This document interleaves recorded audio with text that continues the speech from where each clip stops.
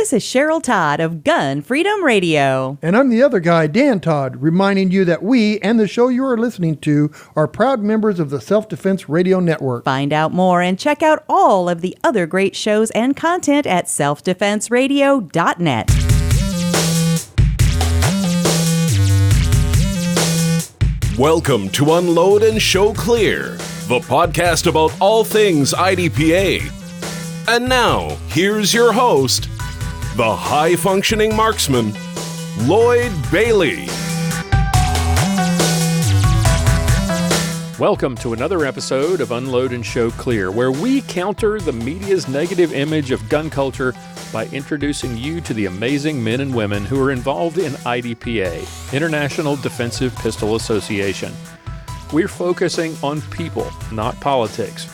The everyday people from all walks of life, men and women who volunteer their time and effort, who spend their hard-earned dollars on travel, match fees, and gear to make this sport great. They're your doctors. They clean your teeth. They're fixing your houses, taking care of your pets. They fix your computers and pilot your planes, and they protect our streets and our nation. They are gun culture at its finest, and it's misunderstood or completely unknown to the mainstream media. Today, I'm going to introduce you to another one of these awesome people. But first, I want to thank today's sponsor. I found my friends Dave and Reagan Williams at Salina Gun Shop when I needed an FFL transfer for a firearm. Several years ago, they were just a tabletop FFL. Well, since that time, they have grown into a one-stop shop for guns, ammo, accessories, gunsmithing, custom engraving, and they are a certified Cerakote applicator. Whether it's a custom build, engraving, or Cerakote, no matter how mild or how wild you want your firearm, no matter what you need, they can handle it. Now, I've taken them older guns that have bad and scratched up finishes. Salina Gun Shop made them look like new. When my wife wanted her own Glock 19, I had Salina Gun Shop Cerakote the frame to just the right color that she wanted. I've had them install new sights on my guns, do repairs and trigger work on my revolvers. I trust them with my guns, and you can too. I cannot recommend them highly enough. Check them out today at salinagunshop.com. That's CELINA gunshop.com. Look for a link in the show notes to get to their website. Or if you're here in North Texas, stop by and visit them in person at 701 North Preston Road, Suite 310 in Salina, Texas. salinagunshop.com. Small town store, big town service. salinagunshop.com. Our special guest today is Erick VanHaaster from Phoenix, Arizona. Erick, welcome to the show. Oh, thanks for having me. So, well, thank you. You are the match director for the 2020 South Mountain Showdown, which we'll talk about shortly. I'm looking forward to hearing about that. Tell us about yourself, though, and what you do for a living there in Phoenix. Oh, well, I work for a company called Curvature, and we do third-party data center hardware support. And I specialize in basically SAN arrays. So I support all these big disk storage systems around the world. Oh, wow. And it sounds a lot more glamorous than it is. I basically sit behind my computer and wait for engineers to call me looking for help. Wait for things to break.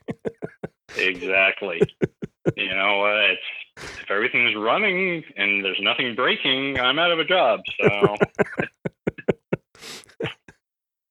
So that's why things break down. You techies, you build in these, you build them so that they'll break so that you have work to do. I get it.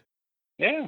Well, you ever wonder why stuff comes with either a 3 or a 5 year warranty? Well, that's because it's either going to break in 3.5 or 5.5 years. That's just how it works. Programmed in that way from the start. Yep. Are you originally from Arizona? No, actually, I grew up in New York State, technically upstate New York, about an hour north of the city. Oh, okay. You know, everything outside of New York City is upstate. Is upstate, yes. Yeah. Grew up there, went to school there, and, moved out here for work the first year I was with the company, and that was about 16 years ago. Oh, wow. And, yeah, I decided once I got out here I wasn't leaving. I don't... I tell you... I was a big fan of the desert landscaping. I grew up on a farm, And Okay. I used to spend 6 to 8 hours every single week mowing the lawn. Oh, yeah. Yep, I'm like, nope. Never doing that again. Hanging that up. Nope. So it wasn't just the warmer weather that that attracted Oh, you. no, that was an afterthought. That had nothing to do with it. I liked the lack of grass. Interesting. Very cool. Yeah, I had this same experience, but we still have, for some reason, they still try to grow grass here in Texas. I don't know why. Yeah, it's a futile effort. It really is. So I don't get it either. you grew up in rural New York in the upstate and you said you grew up on a farm. So was the introduction to guns as a kid on the farm, or was it somewhere else later on down the line? Well, a bit of both. Okay. When I was, a kid, we had, a couple of rifles and some shotguns. Right. And my dad taught me to shoot with an old, and when I say old, I think it was older than him, and he's like 80 now. A bolt action 22. And it was not a magazine fed. This was, you open the bolt, place a 22 short in there, close it, pull back the long hard knob to cock it, and then you can shoot. And so he, taught me gun safety probably when I was about 7 or 8. Okay. And he would take me down to the field, and we could go shooting there. Just shooting the rifle and whatnot. And so that was my introduction to firearms in general. Right. It wasn't until I came to Arizona that I'd ever even seen a handgun in person. Oh. And the funny thing was, it was my boss who took me to the range. Arizona just gets better and better. Yeah. He wanted me to get a gun and get a concealed carry permit because our office was not in the best location. Oh, wow. And as a field engineer at the time, I used to have to drive out there in the middle of the night. So, yeah. Interesting. Funny. Yeah. He took me to the range, and I still remember it clearly. The first semi-auto handgun that I ever shot was a SIG P226. And the first revolver I ever shot was a Smith & Wesson 686 no dash model. Oh, okay. And I actually own that revolver now. I bought it from him several years ago, and I still shoot it. Wow. That's really cool. Yeah. So what? Yeah. When he offered to sell it to me, I couldn't turn it down. Like, that's the first revolver I ever touched. I have to have it. So from concealed carry, where did the interest in competitive shooting come from? How were you introduced to that? That was kind of just an accidental process, but for all the good reasons. And it was, you go to the indoor ranges, trying to learn how to, shoot or, plug holes in a piece of paper at 10 feet, the usual. Then I found, when I bought my house that, oh, hey, there's a gun club nearby, the Phoenix Rod and Gun Club. And went down there and, joined the club. And it was literally just the people at the club. Your everyday people, just the normal shooters, and, saying, oh, hey, you should try this or take a look at that. And, offering me advice and helping me out with stuff and just, being great people. Mm-hmm. And, said, hey, why don't you check out this thing they call IDPA over at the practical division? And, okay, let's go check it out. And that's literally how I got introduced to it, was just by talking to people and people being nice and saying, hey, you might find this fun. Go take a look. And so you did. This would have been what, 2009, 2010, somewhere in there? Yeah, right in that area there. So what was your first experience like? What kind of a match was it, and what do you remember of that day? Well, I can tell you that the first match that I shot was a steel match, just shooting at steel plates. Okay. And I don't really remember much of the match other than the people. I just remembered having fun with everybody and being the new guy, not knowing up from down. Everyone was really nice with me. Right. The first paper match I remember shooting, that was definitely an IDPA match. And I am still very thankful to the match director who was running me at the time, George Lyle, for only giving me 3 of the 4 procedurals I earned on a 12-round stage. Oh. Yeah. So this was when we still had tack sequence. Okay, I didn't do tack sequence. Okay, I was supposed to shoot these targets while moving. Didn't shoot them while moving. Okay, I was supposed to engage these targets from this side of the wall. I didn't. Oh, and I shot them inside out instead of outside in. He'll let that one slide. They took pity on you. Yep. Oh, yeah. And like I said, I remember the stage completely because 5 years later, when I was actually a match director running one of the local matches, I set up the exact same stage just to prove to myself I could shoot it right. Did you show up with your carry gear? Or did you shoot your carry gun, or did you go out and buy the gear first, or were you prepared for this at all? I was as prepared as I could have been at the time. I had 2 guns at the time, both 40 caliber Smith & Wesson steel frame semi-autos. One was a compact and one was a full size. And I could use the full size magazines in the compact gun. So I was able to get together, like 4 magazines, enough to go shoot a match with the small gun. Yep. And I still have the holster. It's in a drawer somewhere, like most of our old holsters. Yeah. It's an old Phobos holster for a SIG because they didn't make a holster for the Smith & Wesson 4013 TSW, but you could cut a piece of plastic on the SIG holster and it would fit. Yep. And you still have it. Still have it because it's still the only holster I have that gun fits in. All right, so this was 2009, 2010. You joined IDPA. You've since become a master in multiple divisions, expert in revolver and bug. What did you do from there? Were you all in at that point, or was it just something that was fun to do every now and then with your friends? Well, to be honest with you, the climate here in Phoenix lends to both. I was doing it just because it was fun, but when you can shoot, 7, 8 IDPA matches a month, right? You find yourself all in before you know it. It's just one of those things where I tell people, you'll hear reloading can save you money. That's a lie. That's a complete lie.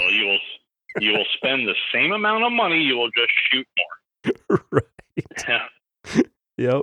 I mean, there were times I was shooting, 20 matches a month. Oh my goodness. There was a couple of weeks where one of the other clubs had a Friday match, and I managed to shoot 10 matches in 10 days, just local matches around the valley. So and it was, why not? Why not? Exactly. So was the improvement just through volume of fire, basically going to lots of matches, shooting a lot, or was there? Oh, yeah. Or there wasn't a directed, like, all right, training program, I'm going to get to master. It just worked out through experience. Yeah. And again, it was a lot of experience because of how many of the local matches that you can shoot here. Right. What it really came down to, and I tell people this all the time, it's, at least 90% of what I know about shooting, I've learned from other shooters. And it was always people giving me advice and helping me out and, telling me what I was doing wrong or how to do something right. And it would just be, okay, well, I'll work on that the next match until I get it right. And then you move on to the next thing and then the next thing. There is no big trick to practical shooting. It's the 1,000 little things you have to do right. Right.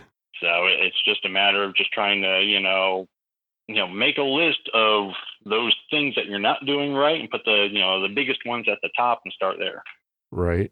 So it was, shooting these matches, going out to the range probably 5 times a year just to practice where it's, I'm going to go shoot 100 rounds and work on this. Mm-hmm.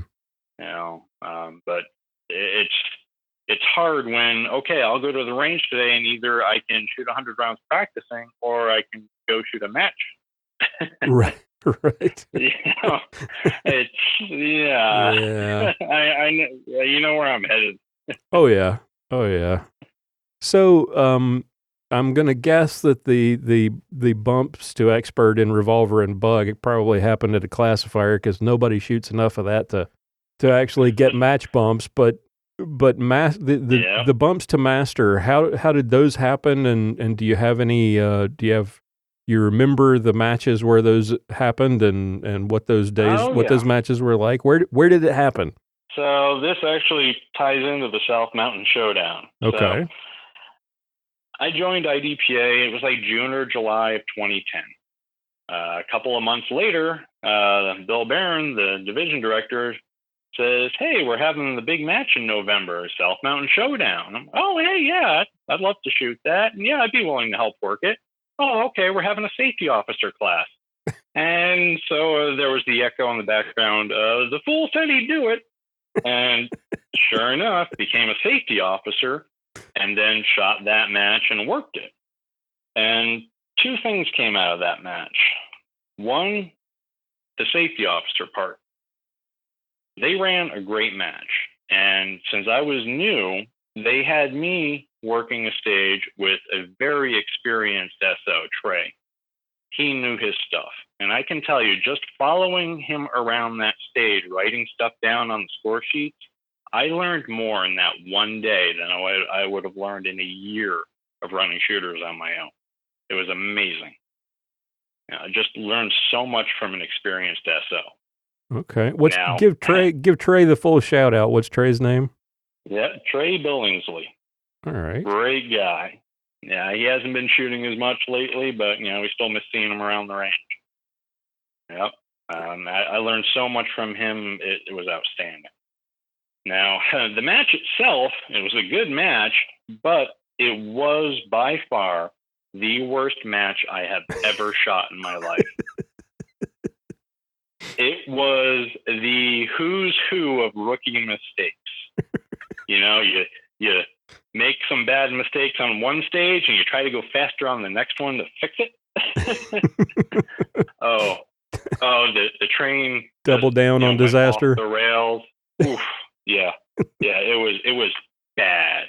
I mean, I was close to dead last shooting the CDP division. Oh my. It was bad. But I also say that was the best match I ever shot. And that's because I learned more from my failures at that match than anything else. I saw everything I did wrong, and I was able to actually, see it and say, "Oh, wow. Hey, I got to learn not to do that. I got to learn to do this. I got to do this better." It was such a learning experience. It was ridiculous. Right. Now, that was the 2010 Showdown. The following year at the 2011 Showdown, I had made my way up to expert through the classifiers and was able to win the CDP division championship and get bumped up to master at that match. Nice. So it was like that full year there was just, that major failure, which, provided, the impetus to improve and actually work on stuff. And then, being able to work through it for a year and come back the next year and, actually say, "Wow, I did it. I was able to accomplish this." And to do it at your home club's sanctioned match. Nice. Yeah, exactly. Very cool. And when they had the prize table for that, we had already given out the trophies. And I was like, I'm still sitting there staring at this, division champion award, just kind of blown out of my mind. I call my name for the prize table. I just walk up and I'm like, I had no idea what was there. Wasn't sure. They had rocks holding down some of the certificates. So I just picked up a rock that wasn't holding anything down. And that was my award. And I actually still have that rock sitting on my dresser. What? Yep, it's still there. I'm looking at it right now. You didn't get a prize? It's a major award. It's a major award. And hey, to me, the biggest prize I could have, gotten was being able to finish first. Did you feel that day like it was just everything was working, or because it sounds like you were stunned enough to completely miss everything that was on the prize table, Did that award catch you by surprise, or did it feel like, yeah, I'm doing great today? So the match went smooth, and that's what I was going for at the time. You know, you try to eliminate the ups and downs. I mean, I've won many major matches where I haven't been first place on any single stage. Right. You know, one terrible stage can ruin it for you. You know, boom, now you're fifth. Yep. You know, it can happen. It's real easy. So, you know, to me, it was, I shot the match like I shot any other match, just trying not to outrun myself, just trying to, you know, keep things under control and be focused and, you know, just kind of hold things together, you know, as opposed to chasing after things. And it worked out in my favor because, you know, I didn't have any, you know, bad stages or anything. I did well on all of them. And, you know, it turned out that that was the formula. And it worked. And it was like, wow, you know, okay. And, you know, I mean, honestly, that's what cemented the whole thought process in my head behind, you know, looking at, you know, big matches and preparing for matches and things like that. You know, it all goes back to the whole mental game. Right. Yeah. So how did that, after that division championship, how did that change the way you approached practice and preparation for future major matches? I'm probably going to be doing everyone a disservice by saying this because it's not how you should be doing it. But I do not practice and I don't do anything to prepare for a match other than I might oil my gun.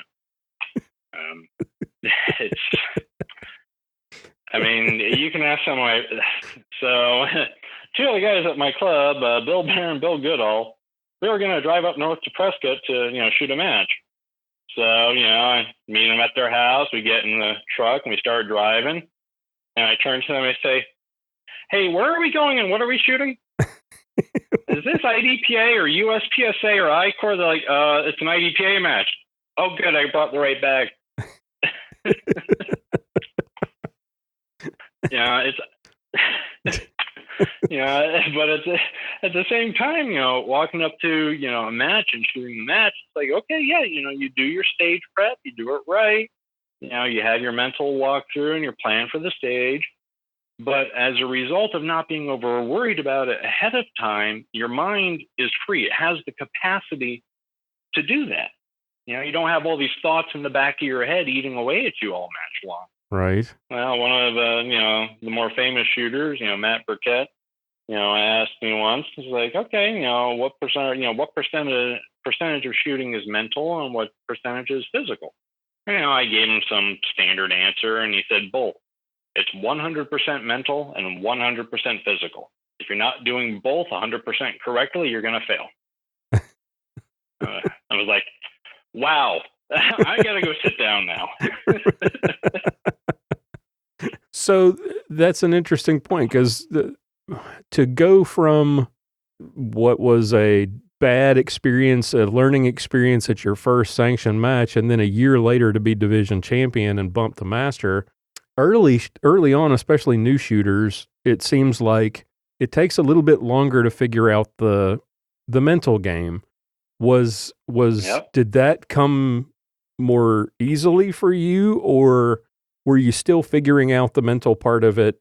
I'm not suggesting that any of us have it figured out, but at some point the flip switches and you sort of, the switch gets flipped and you sort of figure out, okay, I need to do this. I need to mentally approach a stage like this. Did you have that figured out on your own? Or was it all of that, 8 matches a week and all the input you were getting from friends that helped you figure out the mental game so quickly? I can honestly tell you it's going to be a bit of both. And there is a correct answer for this. What it is when you are approaching, you know, a match or a stage and you're trying to have the right mindset, what we often do, we only have a certain amount of mental capacity, only a certain amount of things we can process at a time. The problem is we're processing the wrong stuff. We're worried about the wrong things. We're thinking about the wrong stuff.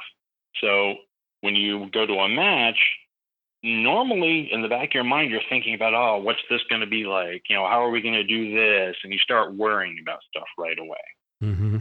The key to not being worried about these things is having done it before, as well as understanding what you're doing.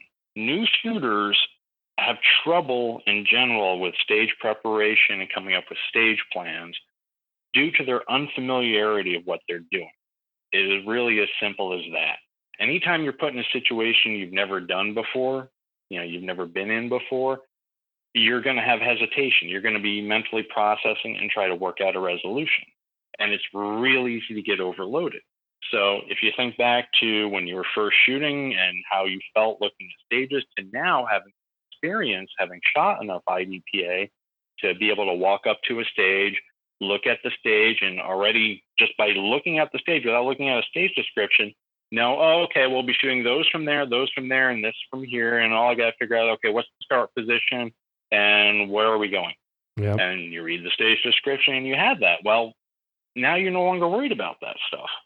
Right. You know how to engage targets around the left side of cover or around the right side. You know how to, shoot while retreating. It lessens that mental burden because you've done it enough. It's become a habit and you don't need to actively think about doing it. So Right. you have more mental space to actually look at the stage and figure out what you're going to be doing. It comes quickly and then you can walk it through in your head. Right. Yep. When it comes to stage planning, and they talk about the mental walkthrough, you really actually have to close your eyes and actually picture every single step. What's the gun going to look like as you draw it? What's it going to feel like in your hand? What are the sights going to look like on the first target? When you squeeze the trigger, how's the gun going to jump up and come back down? What's the sight picture going to look like? Because if you walk through every single step, every reload, every step through the stage while you're mentally walking through it, your mind does not know the difference between a real memory and something you've imagined. So when the buzzer goes off, if you have a blank mind, meaning, you're not actively thinking about anything, your body is going to do what your mind has done before. And it's going to follow the plan that you've mentally walked through. Because, hey, I've done this before. It's automatic. Right. And most people don't realize they do it every single day. When you get in your car to drive, you have to think about how far to press the gas pedal to start going. Do you have to think about how far to press the brakes or turn the wheel to make that left turn? Right. It's automatic because you've done it enough times before. You don't have to actively think about it. But when you were a new shooter, you had to. When you were a new driver, you had to. Come on. There's no magic to it. It's just that repetition. Yep. So having shot so many matches, it got to the point where, okay, now, I'm comfortable. I don't have to think about doing this. Now I have the mental capacity to actually look at what else is going on around me. As long as a squirrel doesn't run across the stage, then I'll be distracted for half an hour. But,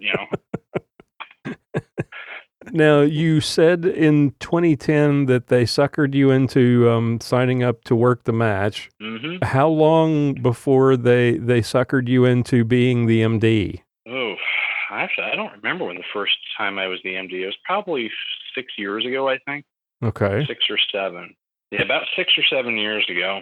And yeah, I ran it, for, 1 or 2 years. And we had a guy that was interested in running it, Rob Moore.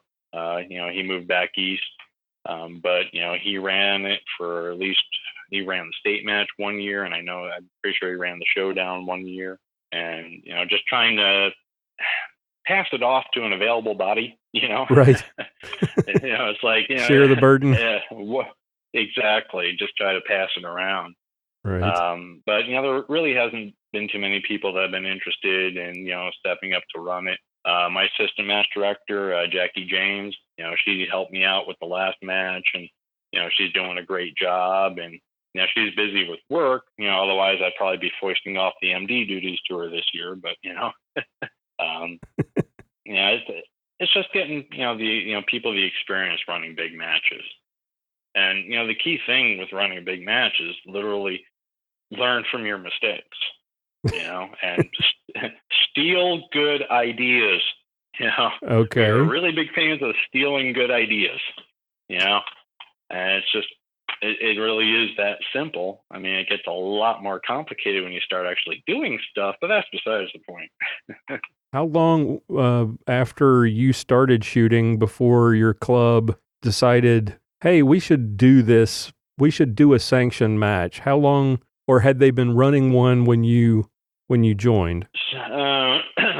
That again is a bit of a yes and no answer. So from our best, these recollection, and we don't know for sure, the South Mountain Showdown was started around 2003, 2002, maybe. Okay. We don't know for sure. There was a couple of years in there it was skipped. The match, the division director of the practical division didn't run it those years. And then Bill Barron started up again in 2009. And then, 2010, and it's been going since then. Okay. It wasn't that we hadn't had one before. It was more that it was brought back. Okay. We had the people and the interest to be able to have it again. Prior to, like 2000, granted, IDPA wasn't really that old at the time. Right. I don't think there was anything prior to 2002 sanction match-wise. So 2002, 2003, somewhere in there, and then it kind of interest or the ability to actually run it kind of trailed off, and then the current group of people like Bill decided to pick it back up and bring it back to life. Give us a little background on since 2009, 2010, a little history of the match and what's special or what makes the South Mountain Showdown unique. Well, the one thing that we always tell people about the match is our goal for the match. We're not looking to try to, beat worlds or be some super top level, difficult match or anything odd like that. What we're trying to do, and the theme behind the match has always been, we want this to be the match you want to come to with your friends and shoot with your friends. Mm. You want to come and have a good time.